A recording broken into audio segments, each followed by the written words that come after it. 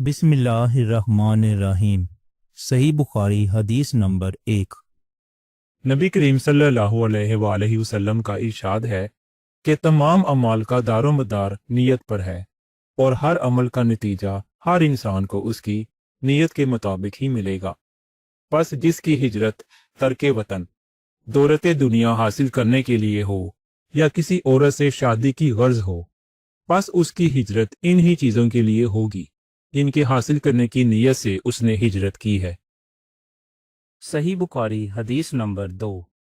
एक शख्स हारिस बिन हशाम नामी ने आन हजरत सल्लल्लाहु अलैहि वसल्लम से सवाल किया था कि हुजूर, आप पर वही कैसे नाजिल होती है। आप सल्लल्लाहु अलैहि वसल्लम ने फरमाया कि वही नाजिल होते वक्त कभी मुझको घंटी की सी आवाज़ महसूस होती है और वही की ये कैफियत मुझ पर बहुत शाक गुजरती है। जब ये कैफियत ख़त्म होती है तो मेरे दिलो दिमाग पर उस फरिश्ते के ज़रिए नाज़िल शुदा वही महफूज हो जाती है। और किसी वक्त ऐसा होता है कि फरिश्ता बशक्ल इंसान मेरे पास आता है और मुझसे कलाम करता है, बस मैं उसका कहा हुआ याद रख लेता हूँ। हज़रत आयशा रज़ियल्लाहु अन्हा का बयान है कि मैंने सख्त कड़ाके की सर्दी में आन हज़रत सल्लल्लाहु अलैहि वसल्लम को देखा है कि आप सल्लल्लाहु अलैहि वसल्लम पर वही नाजिल हुई और जब उसका सिलसिला मौकूफ़ हुआ तो आप सल्लल्लाहु अलैहि वसल्लम की पेशानी पसीने से शराबूर थी। सही बुखारी हदीस नंबर 3। आन हजरत सल्लल्लाहु अलैहि वसल्लम पर वही का इब्तदाई दौर अच्छे और सच्चे पाकीज़ा ख्वाबों से शुरू हुआ। आप सल्लल्लाहु अलैहि वसल्लम ख्वाब में जो कुछ देखते वो सुबह की रोशनी की तरह सही और सच्चा साबित होता। फिर मन जानब कुदरत आप सल्लल्लाहु अलैहि वसल्लम तन्हाई पसंद हो गए और आप सल्लल्लाहु अलैहि वसल्लम ने गारे हिरा में खलवत नशीनी इख्तियार फरमाई और कई कई दिन और रात वहाँ मुसलसल इबादत और याद इलाही वो जिक्र फिक्र में मशगूल रहते। जब तक घर आने को दिल ना चाहता तोशा हमरा लिए हुए वहाँ रहते। तोशा ख़त्म होने पर ही अहलिया मोहतरमा हज़रत खतीजा रज़ियल्लाहु अन्हा के पास तशरीफ़ लाते और कुछ तोशा हमरा लेकर फिर वहाँ जाकर खलवत गज़ीन हो जाते। यही तरीका जारी रहा यहाँ तक कि आप सल्लल्लाहु अलैहि वसल्लम पर हक मुनकशिफ हो गया और आप सल्लल्लाहु अलैहि वसल्लम गारे हिरा ही में क़याम पजीर थे कि अचानक हज़रत जिब्राइल अलैहिस्सलाम आप सल्लल्लाहु अलैहि वसल्लम के पास हाजिर हुए और कहने लगे कि ए मोहम्मद, पढ़ो। आप सल्लल्लाहु अलैहि वसल्लम फरमाते हैं कि मैंने कहा कि मैं पढ़ना नहीं जानता। आप सल्लल्लाहु अलैहि वसल्लम फरमाते हैं कि फरिश्ते ने मुझे पकड़कर इतने ज़ोर से भींचा कि मेरी ताकत जवाब दे गई। फिर मुझे छोड़कर कहा कि पढ़ो। मैंने फिर वही जवाब दिया कि मैं बड़ा हुआ नहीं हूँ। उस फरिश्ते ने मुझको निहायत ही जोर से भेजा कि मुझको सख्त तकलीफ महसूस हुई। फिर उसने कहा कि पढ़। मैंने कहा कि मैं पढ़ा हुआ नहीं हूँ। फरिश्ते ने तीसरी बार मुझको पकड़ा और तीसरी मर्तबा फिर मुझको भेजा। फिर मुझे छोड़ दिया और कहने लगा कि पढ़ो अपने रब के नाम की मदद से जिसने पैदा किया और इंसान को खून की फुटकी से बनाया। पढ़ो और आपका रब बहुत ही मेहरबानियां करने वाला है। बस यही आयतें आप हज़रत जिब्राइल अलैहिस्सलाम से सुनकर इस हाल में गारे हिरा से वापस हुए कि आपका दिल इस अनोखे वाकया से कांप रहा था। आप हज़रत खतीजा के यहाँ तशरीफ लाए और फरमाया कि मुझे कंबल ओढ़ा दो, मुझे कंबल ओढ़ा दो। लोगों ने आपको कंबल ओढ़ा दिया। जब आपका डर जाता रहा तो आपने अपनी जोजा मोहतरमा हज़रत खतीजा रज़ियल्लाहु अन्हा को तफसील के साथ ये वाकया सुनाया और फरमाने लगे कि मुझको अब अपनी जान का खौफ हो गया है। आपकी अहलिया मोहतरमा हज़रत खतीजा रज़ियल्लाहु अन्हा ने आपकी ढारस बंधाई और कहा कि आपका ख्याल सही नहीं है। खुदा की कसम, आपको अल्लाह कभी रुसवा नहीं करेगा। आप तो अखलाके फाजला के मालिक हैं। आप तो कुंबा परवर हैं। बेकसों का बोझ अपने सर पर रख लेते हैं। मुफलिसों के लिए आप कमाते हैं। मेहमान नवाजी में आप बेमिसाल हैं और मुश्किल वक्त में आप अमरे हक का साथ देते हैं। ऐसे औसाफ़े हुस्ना वाला इंसान यूं बेवक्त ज़िल्लत व ख्वारी की मौत नहीं पा सकता। फिर मज़ीद तसल्ली के लिए हज़रत खतीजा रज़ियल्लाहु अन्हा आप सल्लल्लाहु अलैहि वसल्लम को वर्का बिन नौफल के पास ले गई, जो उनके चचा ज़ाद भाई थे और ज़माना जाहलियत में नसरानी मज़हब अख्तियार कर चुके थे और इब्रानी ज़ुबान के कातिब थे। चुनांचे इंजील को भी हस्बे मनशाए खुदावंदी इब्रानी ज़ुबान में लिखा करते थे। इंजील सरयानी ज़ुबान में नाजिल हुई थी پھر اس کا ترجمہ عبرانی زبان میں ہوا۔ ورقہ اسی کو لکھتے تھے۔ وہ بہت بوڑھے ہو گئے تھے، یہاں تک کہ ان کی بینائی بھی رخصت ہو چکی تھی۔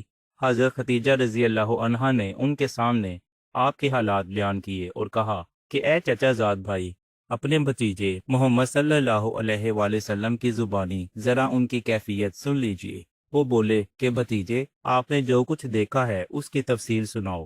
چنانچہ آپ صلی اللہ علیہ وآلہ وسلم نے از اول تا آخر پورا واقعہ سنایا، جسے سن کر ورقہ بے اختیار ہو کر بول اٹھے، یہ تو وہی ناموس ہے جسے اللہ نے حضرت موسیٰ علیہ السلام پر وحی دے کر بھیجا تھا۔ کاش میں آپ کے اس عہد نبوت کے شروع ہونے پر جوان عمر ہوتا، کاش میں اس وقت تک زندہ رہتا جبکہ آپ کی قوم آپ کو اس شہر سے نکال دے گی۔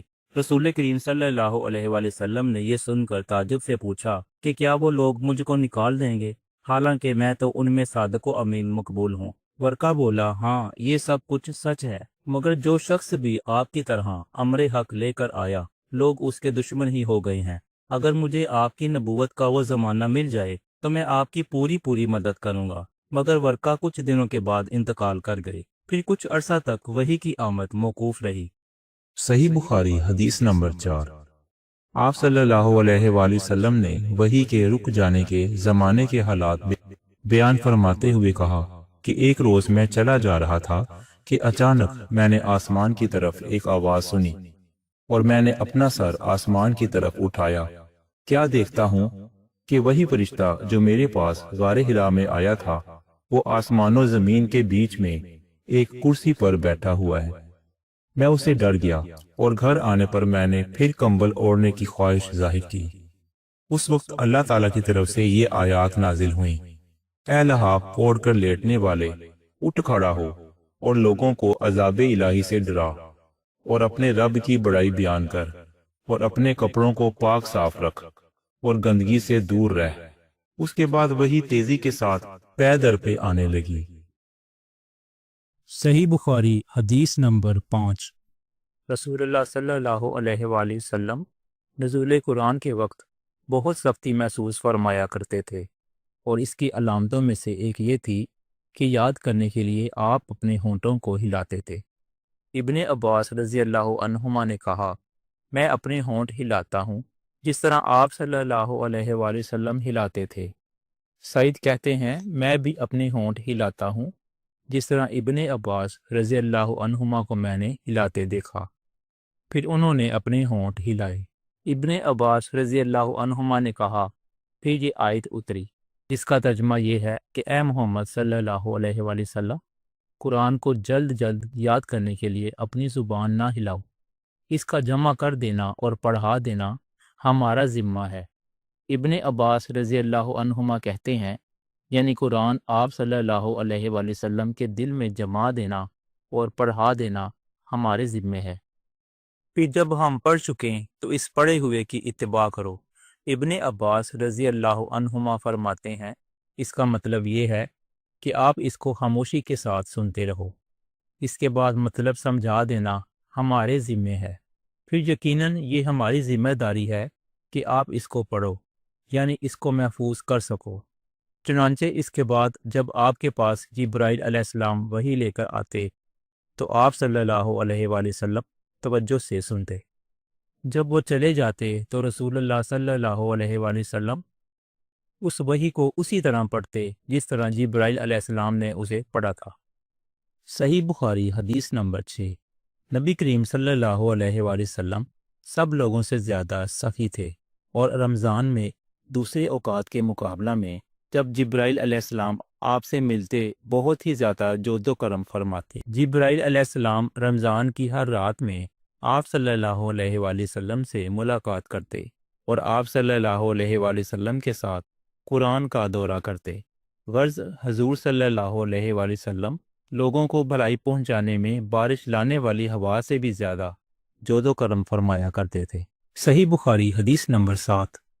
ہرکل نے ان کے پاس قریش کے قافلے میں ایک آدمی بلانے کو بھیجا، اور اس وقت یہ لوگ تجارت کے لیے ملک شام گئے ہوئے تھے، اور یہ وہ زمانہ تھا جب رسول اللہ صلی اللہ علیہ وآلہ وسلم نے قریش اور ابو سفیان سے ایک وقتی عہد کیا ہوا تھا۔ جب ابو سفیان اور دوسرے لوگ हरकल के पास एलिया पहुंचे, जहां हरकल ने दरबार तलब किया था। इसके गिर्द रोम के बड़े बड़े लोग बैठे हुए थे।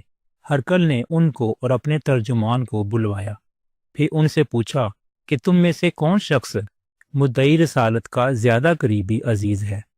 अबू सुफियान कहते हैं कि मैं बोल उठा कि मैं इसका सबसे ज्यादा करीबी रिश्तेदार हूँ।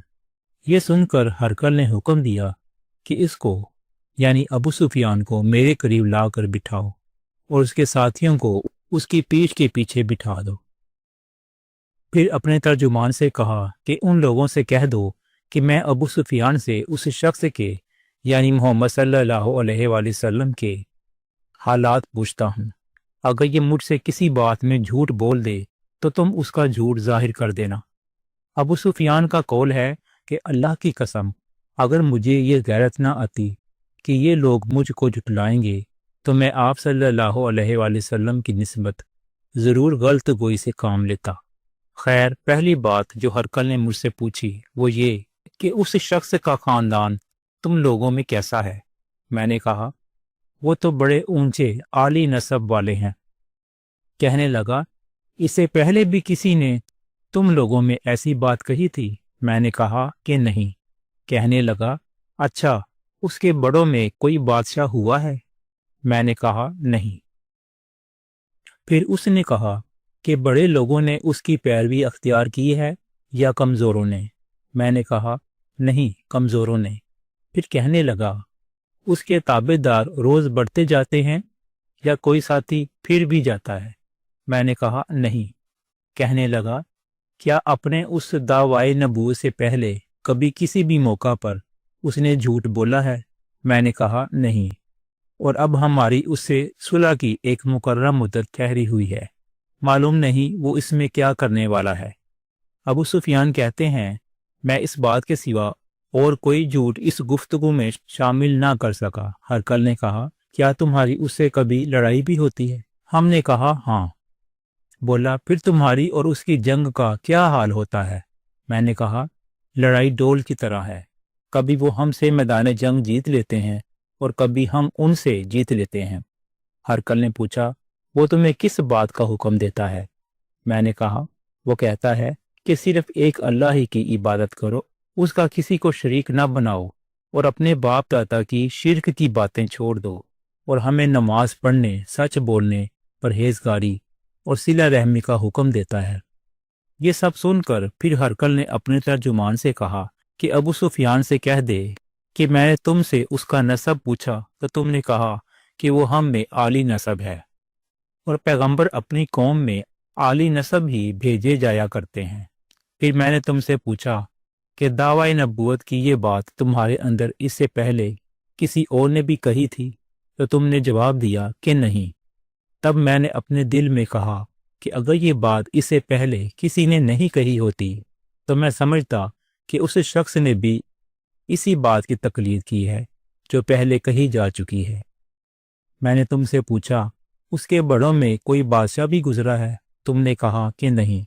तो मैंने दिल में कहा कि उनके बुजुर्गों में से कोई बादशाह हुआ होगा तो कह दूंगा कि वो शख्स इस बहाने अपने आबाओ अजदाद की बादशाहत और उनका मुल्क दोबारा हासिल करना चाहता है।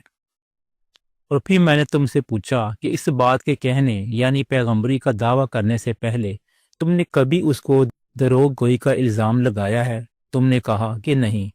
तो मैंने समझ लिया कि जो शख्स आदमियों के साथ दरोग गोई से बचे वो अल्लाह के बारे में कैसे झूठी बातें कह सकता है।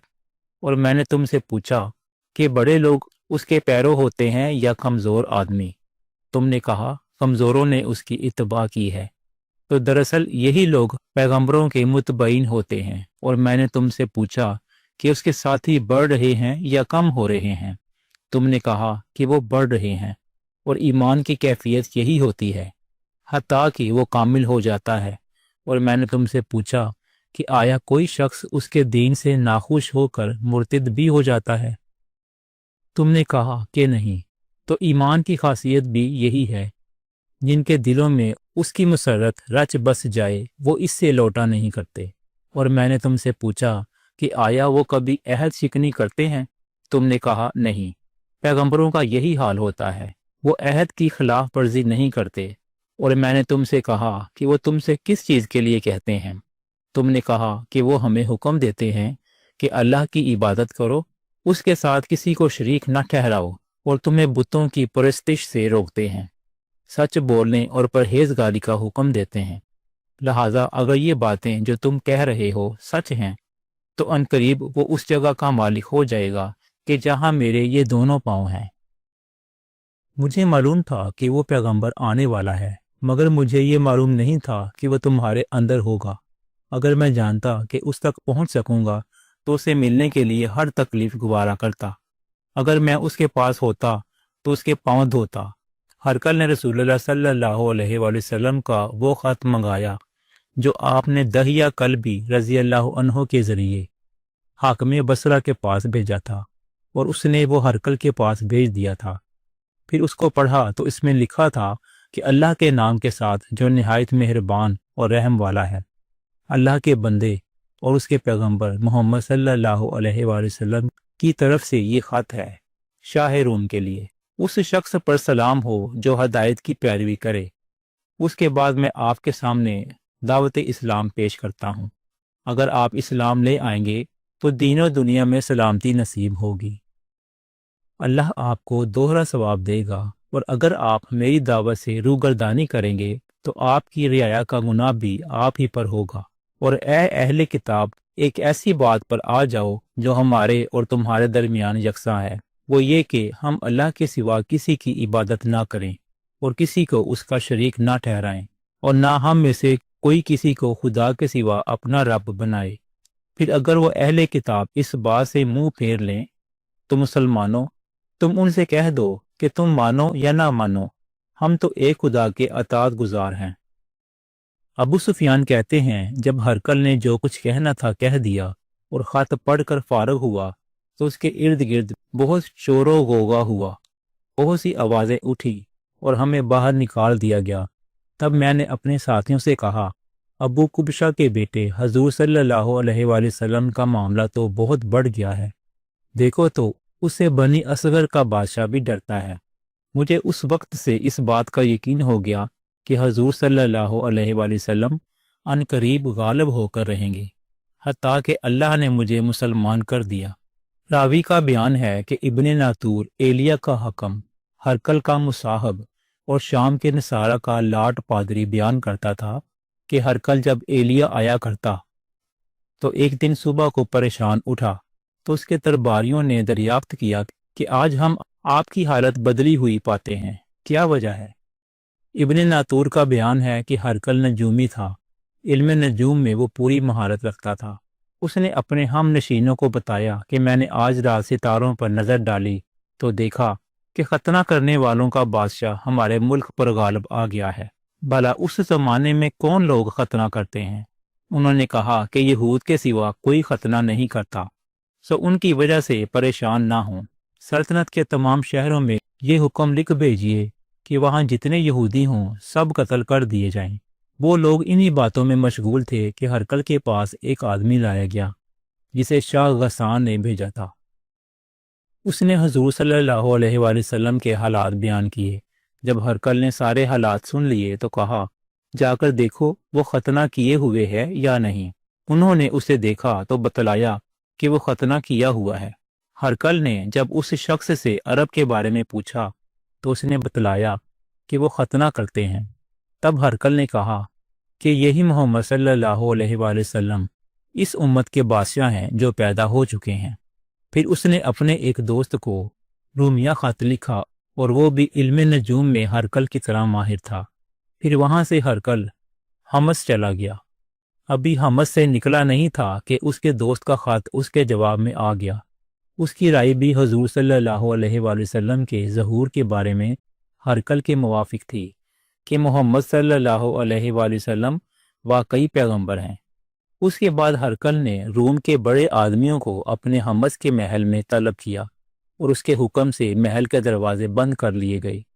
پھر وہ اپنے خاص محل سے باہر آیا اور کہا، اے روم والو، کیا ہدایت اور کامیابی میں کچھ حصہ تمہارے لیے بھی ہے؟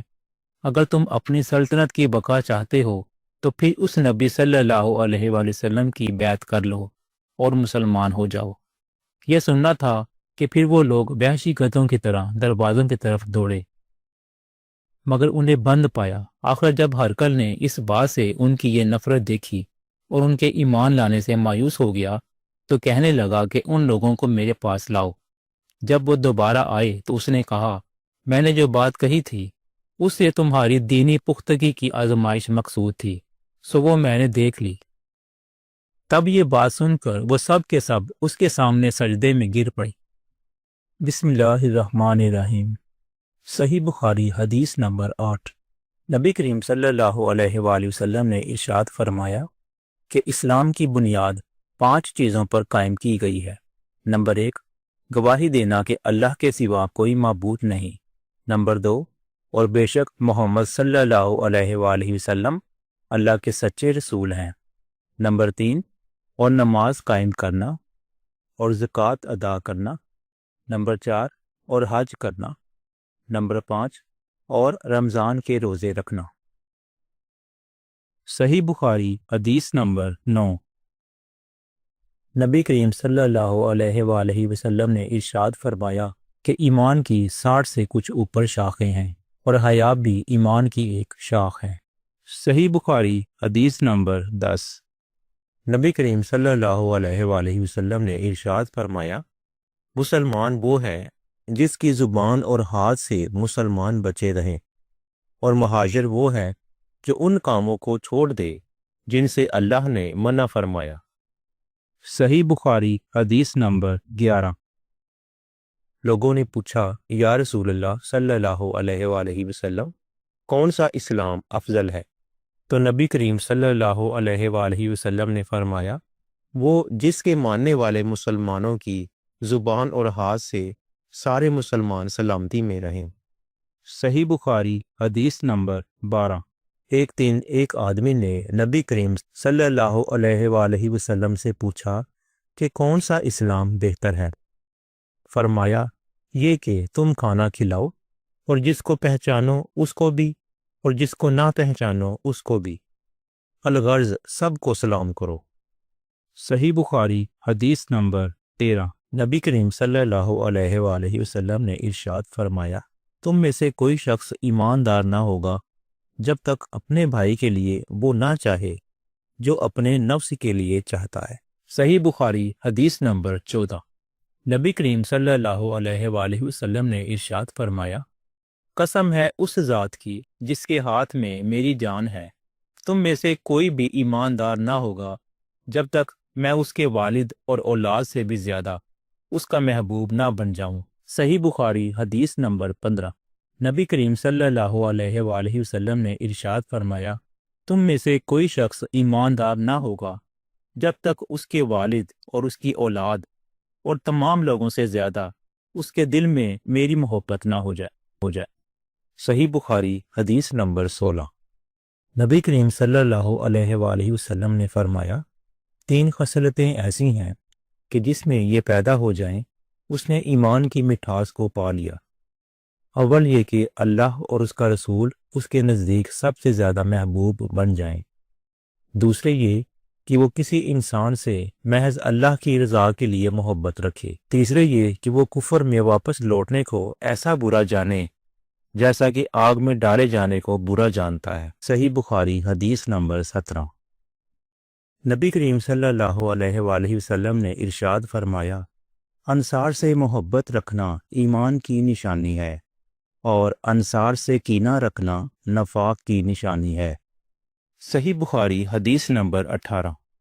عبادہ بن صامت رضی اللہ عنہ جو بدر کی لڑائی میں شریک تھے اور لیلۃ الکعبہ کے 12 نقیبوں میں سے تھے، فرماتے ہیں کہ رسول اللہ صلی اللہ علیہ وآلہ وسلم نے اس وقت جب آپ کے گرد صحابہ کی ایک جماعت بیٹھی ہوئی تھی فرمایا کہ مجھ سے بیعت کرو اس بات پر کہ اللہ کے ساتھ کسی کو شریک نہ کرو گے، چوری نہ کرو گے، زنا نہ کرو گے، اپنی اولاد کو قتل نہ کرو گے اور نہ عمدن کسی پر کوئی ناحق بہتان باندھو گے اور کسی بھی اچھی بات میں خدا کی نافرمانی نہ کرو گے۔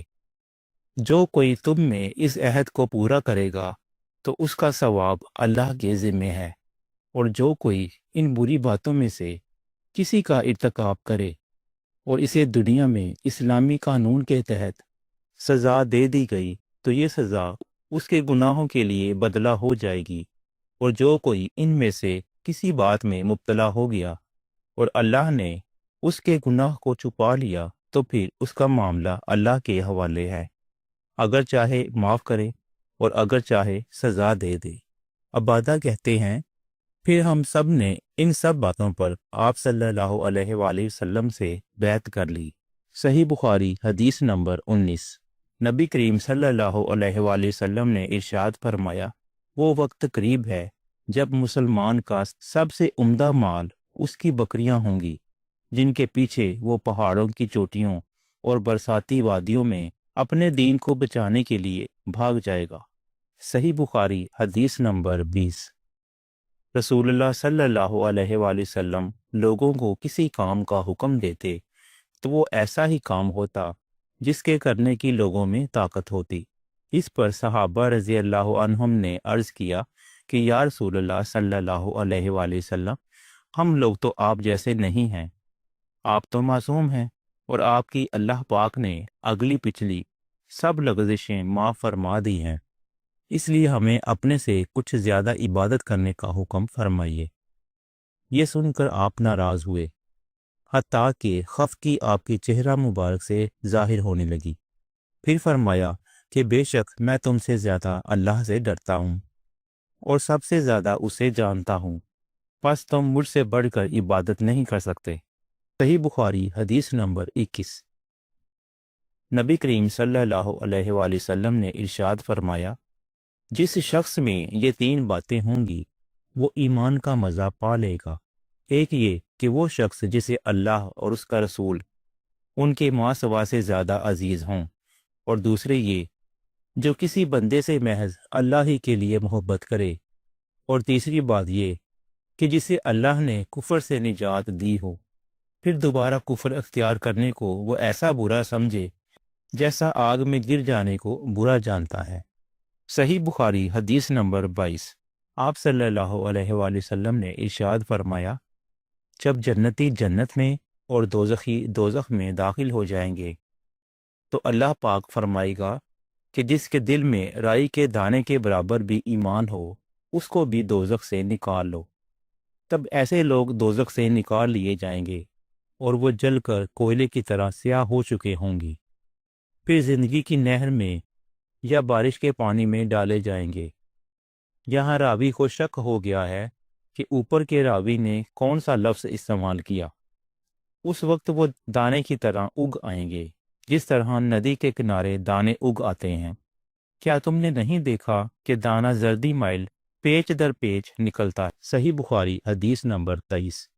رسول اللہ صلی اللہ علیہ وآلہ وسلم نے ارشاد فرمایا کہ میں ایک وقت سو رہا تھا، میں نے خواب میں دیکھا کہ لوگ میرے سامنے پیش کیے جا رہے ہیں اور وہ کرتے پہنے ہوئے ہیں، کسی کا کرتا سینے تک ہے اور کسی کا اس سے نیچے ہے۔ پھر میرے سامنے عمر بن الخطاب لائے گئے، ان کے بدن پر جو کرتا تھا وہ اسے گھسیٹ رہے تھے، یعنی ان کا کرتا زمین تک نیچے تھا۔ صحابہ رضی اللہ عنہ نے پوچھا کہ یا رسول اللہ صلی اللہ علیہ وآلہ وسلم، اس کی کیا تعبیر ہے؟ آپ صلی اللہ علیہ وآلہ وسلم نے فرمایا کہ اس سے دین مراد ہے۔ صحیح بخاری حدیث نمبر 24۔ ایک دفعہ رسول اللہ صلی اللہ علیہ وآلہ وسلم ایک انصاری شخص کے پاس سے گزرے، اس حال میں کہ وہ اپنے ایک بھائی سے کہہ رہے تھے کہ تم اتنی شرم کیوں کرتے ہو؟ آپ صلی اللہ علیہ وآلہ وسلم نے اس انصاری سے فرمایا کہ اس کو اس کے حال پر رہنے دو، کیونکہ حیا بھی ایمان ہی کا ایک حصہ ہے۔ صحیح بخاری حدیث نمبر 25۔ رسول اللہ صلی اللہ علیہ وآلہ وسلم نے ارشاد فرمایا، مجھے اللہ کی طرف سے حکم دیا گیا ہے کہ لوگوں سے جنگ کروں اس وقت تک کہ وہ اس بات کا اقرار کر لیں کہ اللہ کے سوا کوئی معبود نہیں ہے، اور یہ کہ محمد صلی اللہ علیہ وآلہ وسلم اللہ کے سچے رسول ہیں، اور نماز ادا کرنے لگیں اور زکوٰۃ دیں۔ جس وقت وہ یہ کرنے لگیں گے تو مجھ سے اپنے جان و مال کو محفوظ کر لیں گے سوائے اسلام کے حق کے۔ رہا ان کے دل کا حال تو ان کا حساب اللہ کے ذمے ہے۔ صحیح بخاری حدیث نمبر 26۔ نبی کریم صلی اللہ علیہ وآلہ وسلم سے دریافت کیا گیا کہ کون سا عمل سب سے افضل ہے۔ آپ صلی اللہ علیہ وآلہ وسلم نے ارشاد فرمایا، اللہ اور اس کے رسول پر ایمان لانا۔ کہا گیا، اس کے بعد کون سا؟ آپ صلی اللہ علیہ وآلہ وسلم نے فرمایا کہ اللہ کی راہ میں جہاد کرنا۔ کہا گیا، پھر کیا ہے؟ آپ صلی اللہ علیہ وآلہ وسلم نے فرمایا، حج مبرور۔ صحیح بخاری حدیث نمبر 27۔ نبی کریم صلی اللہ علیہ وآلہ وسلم نے چند لوگوں کو کچھ عطیہ دیا اور ساتھ وہاں موجود تھے۔ وہ کہتے ہیں کہ رسول اللہ صلی اللہ علیہ وآلہ وسلم نے ان میں سے ایک شخص کو کچھ نہ دیا، حالانکہ وہ ان میں مجھے سب سے زیادہ پسند تھا۔ میں نے کہا، حضور، آپ نے فلاں کو کچھ نہ دیا، حالانکہ میں اسے مومن گمان کرتا ہوں۔ آپ صلی اللہ علیہ وآلہ وسلم نے فرمایا، مومن یا مسلمان؟ میں تھوڑی دیر چپ رہ کر پھر پہلی بات دہرانے لگا۔ حضور صلی اللہ علیہ وآلہ وسلم نے بھی دوبارہ وہی جواب دیا۔ پھر آپ صلی اللہ علیہ وآلہ وسلم نے فرمایا کہ اے سعد، باوجود یہ کہ ایک شخص مجھے زیادہ عزیز ہے، پھر بھی میں اسے نظر انداز کر کے کسی اور دوسرے کو اس خوف کی وجہ سے یہ مال دے دیتا ہوں کہ وہ اپنی کمزوری کی وجہ سے اسلام سے پھر جائے اور اللہ اسے آگ میں اوندھا ڈال دے۔ اس حدیث کو یونس، صالح، معمر اور زہری کے بھتیجے عبداللہ نے زہری سے روایت کیا۔ صحیح بخاری حدیث نمبر 28۔ ایک آدمی نے رسول اللہ صلی اللہ علیہ وآلہ وسلم سے پوچھا کہ کون سا اسلام بہتر ہے؟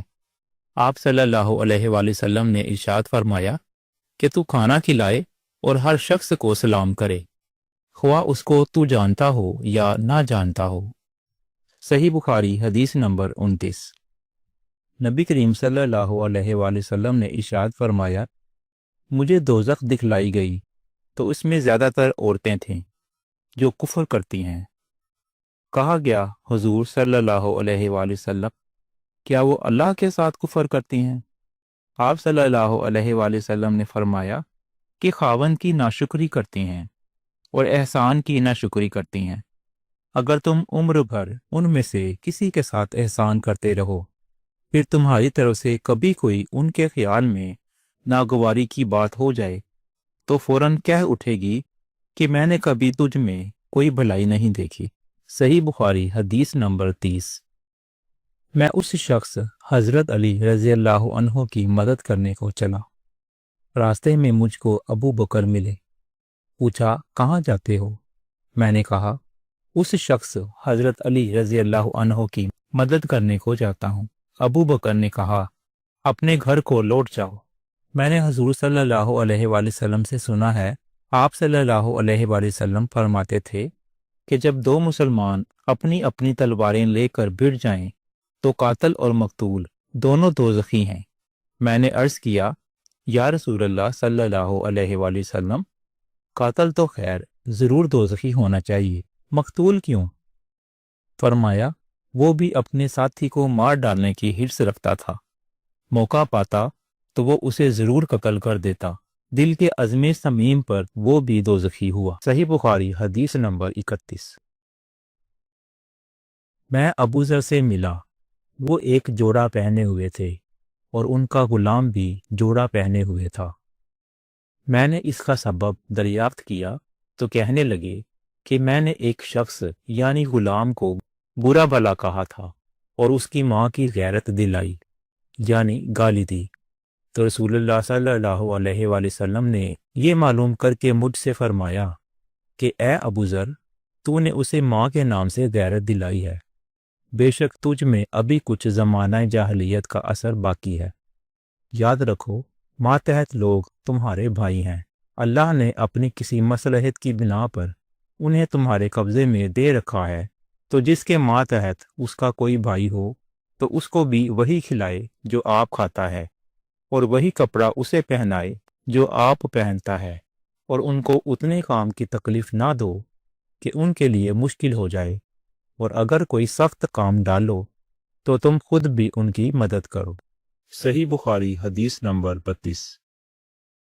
جب سورہ انعام کی یہ آیت اتری، جو لوگ ایمان لائے اور انہوں نے اپنے ایمان میں گناہوں کی آمیزش نہیں کی، تو آپ صلی اللہ علیہ وآلہ وسلم کے اصحاب نے کہا، یا رسول اللہ صلی اللہ علیہ وآلہ وسلم، یہ تو بہت ہی مشکل ہے، ہم میں کون ایسا ہے جس نے گناہ نہیں کیا؟ تب اللہ پاک نے سورہ لقمان یہ آیت اتاری کہ بے شک شرک بہت بڑا ظلم ہے۔ صحیح بخاری حدیث نمبر 33۔ نبی کریم صلی اللہ علیہ وآلہ وسلم نے ارشاد فرمایا کہ منافق کی 3 علامتیں ہیں: جب بات کرے تو جھوٹ بولے، جب باتیں کرے تو اس کے خلاف کرے، اور جب اس کو امین بنایا جائے تو خیانت کرے۔ صحیح بخاری حدیث نمبر 34۔ رسول اللہ صلی اللہ علیہ وآلہ وسلم نے ارشاد فرمایا کہ 4 عادتیں جس کسی میں ہوں تو وہ خالص منافق ہے، اور جس کسی میں ان 4 میں سے ایک عادت ہو تو وہ بھی نفاق ہی ہے، جب تک اسے چھوڑ نہ دے۔ وہ علامتیں یہ ہیں: جب اسے امین بنایا جائے تو امانت میں خیانت کرے، اور بات کرتے وقت جھوٹ بولے، اور جب کسی سے عہد کرے تو اسے پورا نہ کرے، اور جب کسی سے لڑے تو گالیوں پر اتر آئے۔ صحیح بخاری حدیث نمبر 35۔ رسول اللہ صلی اللہ علیہ وآلہ وسلم نے ارشاد فرمایا، جو شخص شب قدر ایمان کے ساتھ محض آخرت کے ثواب کے لیے ذکر و عبادت میں گزارے تو اس کے گزشتہ گناہ بخش دیے جاتے ہیں۔ صحیح بخاری حدیث نمبر 36۔ نبی کریم صلی اللہ علیہ وآلہ وسلم نے ارشاد فرمایا کہ جو شخص اللہ کی راہ میں جہاد کے لیے نکلا، اللہ اس کا ضامن ہو گیا۔ اللہ تعالیٰ فرماتا ہے، اس کو میری ذات پر یقین اور میرے پیغمبروں کی تصدیق نے اس سرفروشی کے لیے گھر سے نکالا ہے۔ میں اس بات کا ضامن ہوں کہ یا تو اس کو واپس کر دوں ثواب اور مال غنیمت کے ساتھ، یا شہید ہونے کے بعد جنت میں داخل کر دوں۔ نبی کریم صلی اللہ علیہ وآلہ وسلم نے فرمایا، اور اگر میں اپنی امت پر اس کام کو دشوار نہ سمجھتا تو لشکر کا ساتھ نہ چھوڑتا، اور میری خواہش ہے کہ اللہ کی راہ میں مارا جاؤں، پھر زندہ کیا جاؤں، پھر مارا جاؤں، پھر زندہ کیا جاؤں، پھر مارا جاؤں۔ صحیح بخاری حدیث نمبر 37۔ حضور صلی اللہ علیہ وآلہ وسلم نے ارشاد فرمایا، جو کوئی رمضان میں راتوں کو ایمان رکھ کر اور ثواب کے لیے عبادت کرے، اس کے اگلے گناہ بخش دیے جاتے ہیں۔ صحیح بخاری حدیث نمبر 38۔ نبی کریم صلی اللہ علیہ وآلہ وسلم نے ارشاد فرمایا، جس نے رمضان کے روزے ایمان اور خالص نیت کے ساتھ رکھے، اس کے پچھلے گناہ بخش دیے گئے۔ صحیح بخاری حدیث نمبر 39۔ نبی کریم صلی اللہ علیہ وآلہ وسلم نے ارشاد فرمایا، بے شک دین آسان ہے، اور جو شخص دین میں سختی اختیار کرے گا تو دین اس پر غالب آ جائے گا اور اس کی سختی نہ چل سکے گی۔ پس اپنے عمل میں پختگی اختیار کرو، اور جہاں تک ممکن ہو میانہ روی برتو، اور خوش ہو جاؤ کہ اس طرز عمل سے تم کو دارین کے فوائد حاصل ہوں گے، اور صبح اور دوپہر اور شام اور کسی قدر رات میں عبادت سے مدد حاصل کرو۔ صحیح بخاری حدیث نمبر 40۔ رسول اللہ صلی اللہ علیہ وآلہ وسلم جب مدینہ تشریف لائے تو پہلے اپنے نانہال میں اترے جو انصار تھے، اور وہاں آپ نے 16 یا 17 ماہ بیت المقدس کی طرف منہ کر کے نماز پڑھی، اور آپ کی خواہش تھی کہ آپ کا قبلہ بیت اللہ کی طرف ہو۔ جب بیت اللہ کی طرف نماز پڑھنے کا حکم ہو گیا تو سب سے پہلی نماز جو آپ صلی اللہ علیہ وآلہ وسلم نے بیت اللہ کی طرف پڑھی وہ عصر کی نماز تھی۔ وہاں آپ صلی اللہ علیہ وآلہ وسلم کے ساتھ لوگوں نے بھی نماز پڑھی۔ پھر آپ صلی اللہ علیہ وآلہ وسلم کے ساتھ نماز پڑھنے والوں میں سے ایک آدمی نکلا اور اس کا مسجد کی طرف گزر ہوا، تو وہ لوگ رکوع میں تھے۔ وہ بولا کہ میں اللہ کی گواہی دیتا ہوں کہ میں نے رسول اللہ صلی اللہ علیہ وآلہ وسلم کے ساتھ مکہ کی طرف منہ کر کے نماز پڑھی ہے۔ یہ سن کر وہ لوگ اسی حالت میں بیت اللہ کی طرف گھوم گئے، اور جب رسول اللہ صلی اللہ علیہ وآلہ وسلم بیت المقدس کی طرف منہ کر کے نماز پڑھا کرتے تھے، یہود اور عیسائی خوش ہوتے تھے، مگر جب آپ صلی اللہ علیہ وآلہ وسلم نے بیت اللہ کی طرف منہ پھیر لیا تو انہیں یہ امر ناگوار ہوا۔ ظہیر ایک راوی کہتے ہیں کہ ہم سے ابو اسحاق نے برا سے یہ حدیث بھی نقل کی ہے، قبلہ کی تبدیلی سے پہلے کچھ مسلمان انتقال کر چکے تھے، تو ہمیں یہ معلوم نہ ہو سکا کہ ان کی نمازوں کے بارے میں کیا کہیں۔ تب اللہ نے یہ آیت نازل کی، وَمَا كَانَ اللَّهُ لِيُضِيعَ إِيمَانَكُمْ، سورہ بقرہ آیت نمبر 143، صحیح بخاری حدیث نمبر 41۔ رسول اللہ صلی اللہ علیہ وآلہ وسلم نے ارشاد فرمایا کہ جب ایک بندہ مسلمان ہو جائے اور اس کا اسلام عمدہ یقین و خلوص کے ساتھ ہو تو اللہ تعالیٰ اس کے گناہ کو جو اس نے اسلام لانے سے پہلے کیا معاف فرما دیتا ہے، اور اب اس کے بعد کے لیے بدلہ شروع ہو جاتا ہے، یعنی ایک نیکی کے عوض 10 گناہ سے لے کر 700 گناہ تک ثواب، اور ایک برائی کا اسی برائی کے مطابق بدلہ دیا جاتا ہے، مگر یہ کہ اللہ تعالیٰ اس برائی سے بھی درگزر کرے اور اسے بھی معاف فرما دے، یہ بھی اس کے لیے آسان ہے۔ صحیح بخاری حدیث نمبر 42۔ رسول اللہ صلی اللہ علیہ وآلہ وسلم نے ارشاد فرمایا کہ تم میں سے کوئی شخص جب اپنے اسلام کو عمدہ بنا لے، یعنی نفاق اور ریا سے پاک کر لے، تو ہر نیک کام جو وہ کرتا ہے اس کے عوض 10 سے لے کر 700 گناہ تک نیکیاں لکھی جاتی ہیں، اور ہر برا کام جو وہ کرتا ہے تو وہ اتنا ہی لکھا جاتا ہے جتنا کہ اس نے کیا ہے۔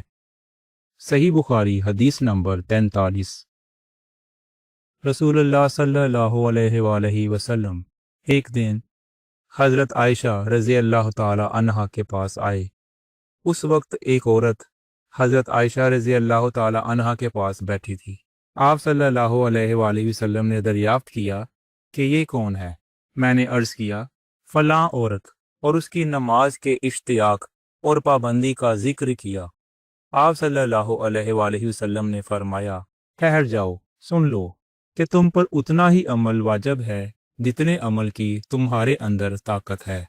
اللہ کی قسم، ثواب دینے سے اللہ نہیں اکتاتا، مگر تم عمل کرتے کرتے اکتا جاؤ گے، اور اللہ کو دین کا وہی عمل زیادہ پسند ہے جس کی ہمیشہ پابندی کی جا سکے، اور انسان بغیر اکتائے اسے انجام دے۔ صحیح بخاری حدیث نمبر 44۔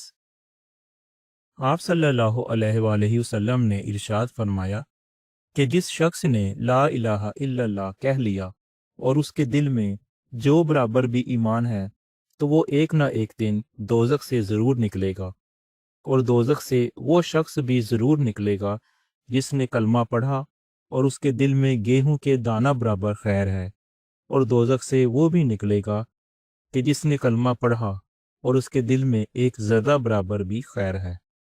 صحیح بخاری حدیث نمبر 45۔ ایک یہودی نے حضرت عمر بن خطاب سے کہا کہ اے امیر المومنین، تمہاری کتاب قرآن میں ایک آیت ہے جسے تم پڑھتے ہو، اگر وہ ہم یہودیوں پر نازل ہوتی تو ہم اس کے نزول کے دن کو یوم عید بنا لیتے۔ آپ نے پوچھا، وہ کون سی آیت ہے؟ اس نے جواب دیا، سورہ مائدہ کی یہ آیت کہ آج میں نے تمہارے دین کو مکمل کر دیا اور اپنی نعمت تم پر تمام کر دی اور تمہارے لیے دین اسلام پسند کیا۔ حضرت عمر رضی اللہ عنہ نے فرمایا کہ ہم اس دن اور اس مقام کو خوب جانتے ہیں۔ جب یہ آیت رسول اللہ صلی اللہ علیہ وآلہ وسلم پر نازل ہوئی، اس وقت آپ صلی اللہ علیہ وآلہ وسلم عرفات میں جمعہ کے دن کھڑے ہوئے تھے۔ صحیح بخاری حدیث نمبر 46۔ نجد والوں میں سے ایک شخص حضور صلی اللہ علیہ وآلہ وسلم کے پاس آیا۔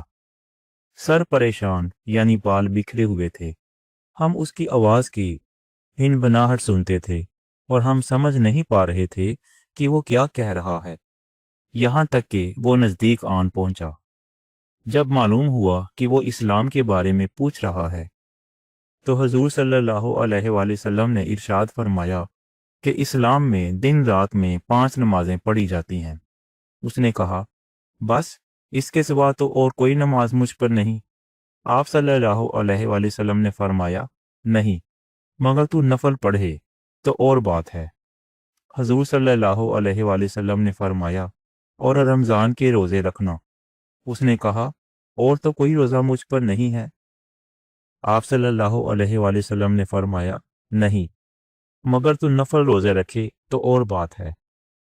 طلحہ نے کہا، اور حضور صلی اللہ علیہ وآلہ وسلم نے اس سے زکوٰۃ کا بیان کیا۔ وہ کہنے لگا کہ بس اور کوئی صدقہ مجھ پر نہیں ہے۔ آپ صلی اللہ علیہ وآلہ وسلم نے فرمایا، نہیں، مگر یہ کہ تو نفل صدقہ دے تو اور بات ہے۔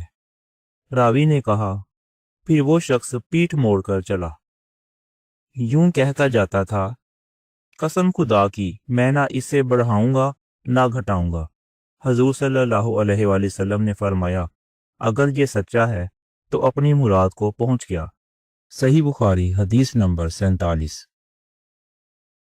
آن حضرت صلی اللہ علیہ وآلہ وسلم نے ارشاد فرمایا، جو کوئی ایمان رکھ کر اور ثواب کی نیت سے کسی مسلمان کے جنازے کے ساتھ جائے اور نماز اور دفن سے فراغت ہونے تک اس کے ساتھ رہے تو وہ 2 قیراط ثواب لے کر لوٹے گا۔ ہر قیراط اتنا بڑا ہوگا جیسے احد کا پہاڑ۔ اور جو شخص جنازے پر نماز پڑھ کر دفن سے پہلے لوٹ جائے تو وہ 1 قیراط ثواب لے کر لوٹے گا۔ صحیح بخاری حدیث نمبر 48۔ حضرت عبداللہ بن مسعود رضی اللہ تعالی عنہ سے روایت ہے کہ نبی کریم صلی اللہ علیہ وآلہ وسلم نے ارشاد فرمایا کہ مسلمان کو گالی دینے سے آدمی فاسق ہو جاتا ہے اور مسلمان سے لڑنا کفر ہے۔ صحیح بخاری حدیث نمبر 49۔ نبی کریم صلی اللہ علیہ وآلہ وسلم اپنے حجرے سے نکلے، لوگوں کو شب قدر بتانا چاہتے تھے کہ وہ کون سی رات ہے۔ اتنے میں 2 مسلمان آپس میں لڑ پڑے۔ آپ صلی اللہ علیہ وآلہ وسلم نے فرمایا، میں تو اس لیے باہر نکلا تھا کہ تم کو شب قدر بتلاؤں، اور فلاں فلاں آدمی لڑ پڑے تو وہ میرے دل سے اٹھا لی گئی، اور شاید اسی میں کچھ تمہاری بہتری ہو۔ تو اب ایسا کرو کہ شب قدر کو رمضان کی 27ویں، 29ویں اور 25ویں رات میں ڈھونڈا کرو۔ صحیح بخاری حدیث نمبر 50۔ ایک دن حضور صلی اللہ علیہ وآلہ وسلم لوگوں میں تشریف فرما تھے کہ آپ صلی اللہ علیہ وآلہ وسلم کے پاس ایک شخص آیا اور پوچھنے لگا کہ ایمان کسے کہتے ہیں؟ آپ صلی اللہ علیہ وآلہ وسلم نے فرمایا کہ ایمان یہ ہے کہ تم اللہ پاک کے وجود اور اس کی وحدانیت پر ایمان لاؤ، اور اس کے فرشتوں کے وجود پر، اور اس اللہ کی ملاقات کے برحق ہونے پر، اور اس کے رسولوں کے برحق ہونے پر، اور مرنے کے بعد دوبارہ اٹھنے پر ایمان لاؤ۔ پھر اس نے پوچھا کہ اسلام کیا ہے؟ آپ صلی اللہ علیہ وآلہ وسلم نے پھر جواب دیا کہ اسلام یہ ہے کہ تم خالص اللہ کی عبادت کرو اور اس کے ساتھ کسی کو شریک نہ بناؤ، اور نماز قائم کرو، اور زکوٰۃ فرض ادا کرو، اور رمضان کے روزے رکھو۔ پھر اس نے احسان کے متعلق پوچھا۔ آپ صلی اللہ علیہ وآلہ وسلم نے فرمایا کہ احسان یہ ہے کہ تم اللہ کی عبادت اس طرح کرو گویا تم اسے دیکھ رہے ہو۔ اگر یہ درجہ نہ حاصل ہو تو پھر یہ تو سمجھو کہ وہ تم کو دیکھ رہا ہے۔ پھر اس نے پوچھا کہ قیامت کب آئے گی؟ آپ صلی اللہ علیہ وآلہ وسلم نے فرمایا کہ اس کے بارے میں جواب دینے والا پوچھنے والے سے کچھ زیادہ نہیں جانتا، البتہ میں تمہیں اس کی نشانیاں بتلا سکتا ہوں۔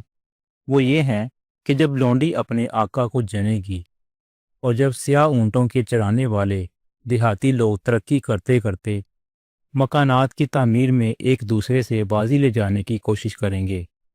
یاد رکھو، قیامت کا علم ان 5 چیزوں میں ہے جن کو اللہ کے سوا کوئی نہیں جانتا۔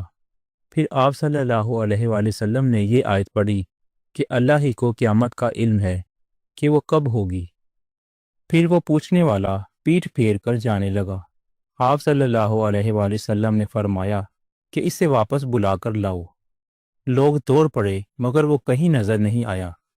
آپ صلی اللہ علیہ وآلہ وسلم نے فرمایا کہ وہ جبرائیل علیہ السلام تھے جو لوگوں کو ان کا دین سکھانے آئے تھے۔ امام ابو عبداللہ بخاری فرماتے ہیں کہ حضور صلی اللہ علیہ وآلہ وسلم نے ان تمام باتوں کو ایمان ہی قرار دیا ہے۔